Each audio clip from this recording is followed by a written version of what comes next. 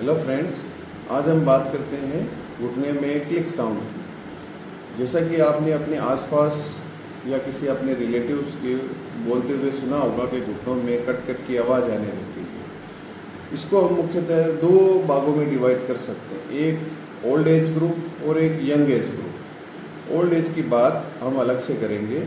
अभी हम young patient में, अगर यंग किसी पर्सन में कट कट की आवाज़ आ रही है तो हम इसको कंसर्न में लेना चाहिए।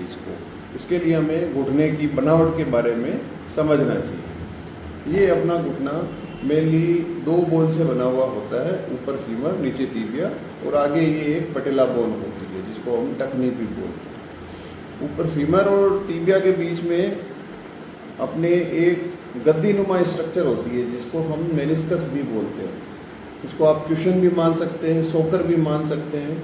ये एक कुशन का काम करती है दोनों हड्डियों के बीच में, जब हमें चलना फिरना करते हैं, बैठने का उठने का काम करते हैं। ये एक कार्टिलेज होती है जिसको हम मेनिस्कस बोलते हैं। ये स्लोली एज बढ़ने के साथ साथ इसमें डीजनरेशन होता रहता है, टूट फूट होती रहती है।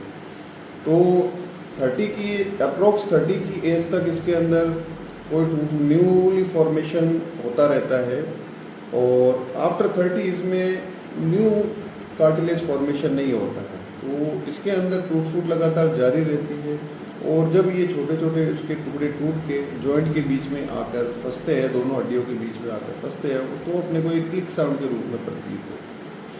तो कट